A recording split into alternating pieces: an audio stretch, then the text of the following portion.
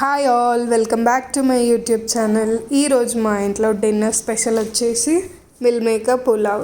దానికి ఒక 2 glasses of rice, అలాగే 100 గ్రామ్స్ ఆఫ్ మిల్ మేకర్, ఈ రెండు నానబెట్టి పెట్టుకోవాలి.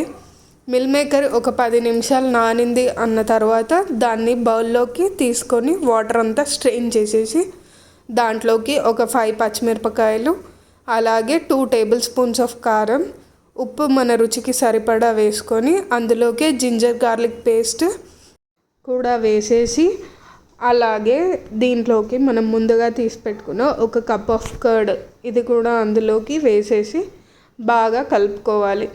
ఈ పెరుగు, ఉప్పు, కారం ఇవన్నీ మన మిల్ మేకర్కి పట్టడం చాలా ముఖ్యం.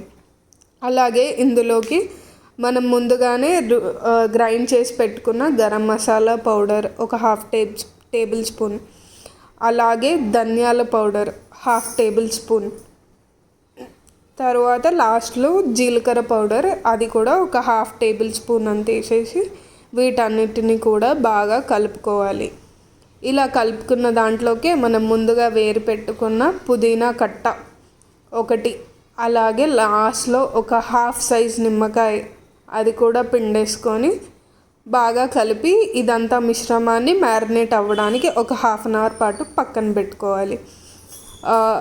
ఇది ఇలా ఉండగా మనం ఒక బౌల్ తీసేసుకొని అందులో 5 టేబుల్ స్పూన్స్ ఆఫ్ ఆయిల్ వేసి ఇక్కడ కనిపిస్తున్న మసాలా మిశ్రమాలన్నీ వేసి వీటిని కొంచెం గోల్డెన్ బ్రౌన్ వచ్చే వరకు వేయించుకోవాలి. అందులోకి మనం ముందుగా కట్ చేసి పెట్టుకున్న ఒక ఆనియన్, ఒక మీడియం సైజ్ అంత ఆనియన్ పీసెస్ కూడా ఇందులోకి వేసేసి వీటిని బాగా కలుపుకోవాలి.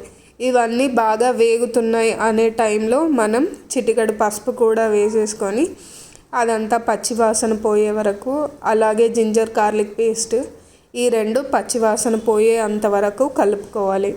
దాంట్లోకి ఇప్పుడు మనం మిల్ మేకర్ మిశ్రమం ఏదైతే ఉందో అది ఇందులోకి వేసేసి ఈ మిల్ మేకర్ బాగా ఉడికేలాగా చూసుకోవాలి.